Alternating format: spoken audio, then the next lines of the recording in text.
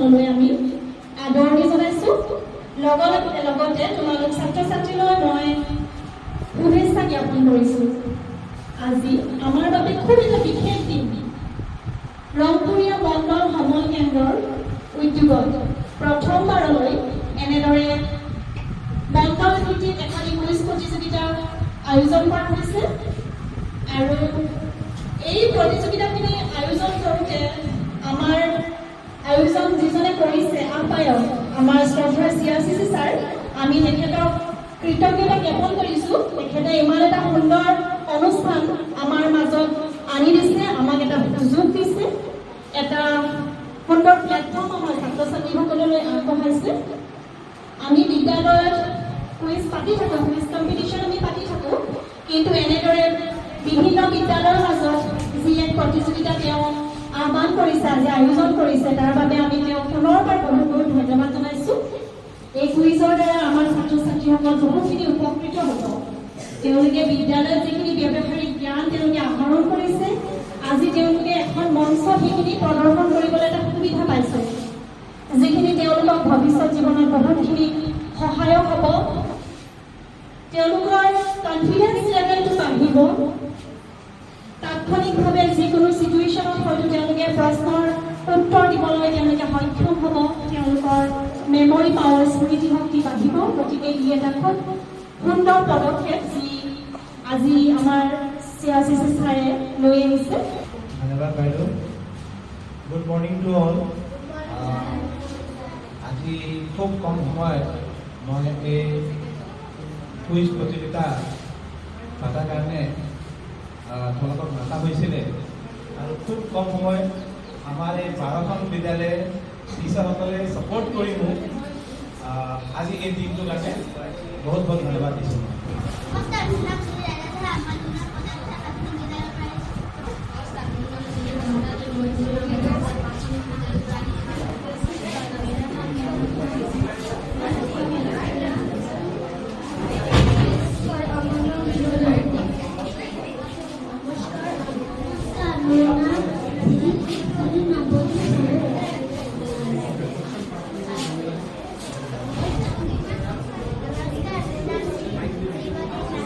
সকলো বিদ্যালয়ৰ ছাত্ৰ ছাত্ৰীৰ লগত আমি চিনাকি হ'লোঁ।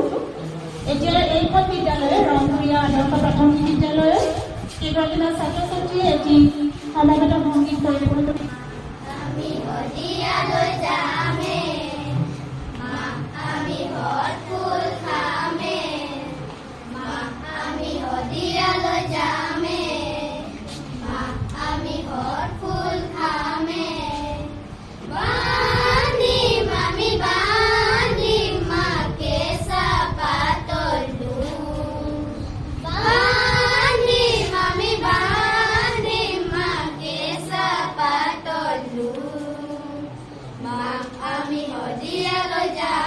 আমি আমাৰ মূল কাৰ্যসূচীলৈ আগবাঢ়ো। আমাৰ কুইজ কম্পিটিশ্যন তুমি আগবাঢ়ো। All the best. Thank you ma'am. আমি এতিয়া ষ্টাৰ্ট কৰোঁ, ঠিক আছে? প্ৰথম প্ৰশ্নটো যাব আমাৰ 1 নম্বৰ দললৈ।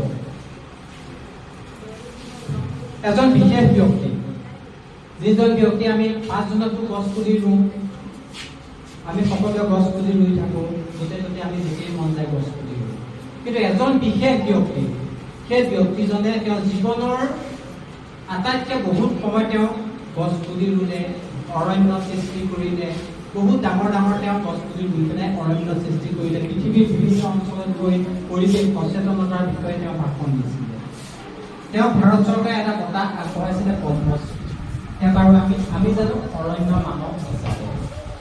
এতিয়া 1 নম্বৰ দললৈ পোনপটীয়া প্ৰশ্ন, অৰণ্য মানৱ বুলি কাক কোৱা হয়? Time start.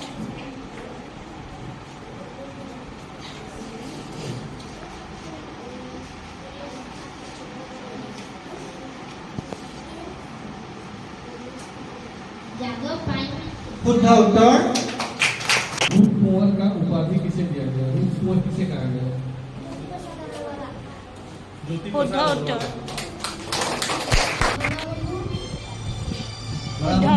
শুদ্ধ উত্তৰ। ও মোৰ আপনাৰ দেশ, ও মোৰ শিকু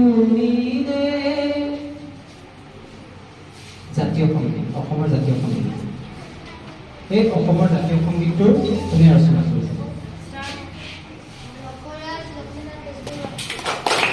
ৰাষ্ট্ৰীয় সংগীত এই ছেকেণ্ডত দিয়া নেটৱৰ্ক ভেৰি গুড 52 ছেকেণ্ড কাৰখানা আছে অসমৰ ক'ত কাৰ কাৰখানা আছে হয় নামৰূপত শুদ্ধ পৰ্যায়ত আমি উপনীত হৈছোহি তাৰ আগে আগে এইখন বিদ্যালয়ৰে দুগৰাকী ছাত্ৰীৰ এটি নৃত্য আমি উপভোগ কৰোঁ আহকচোন ঝৰ্ণা মেছ আৰু মৌচুমী প্ৰভু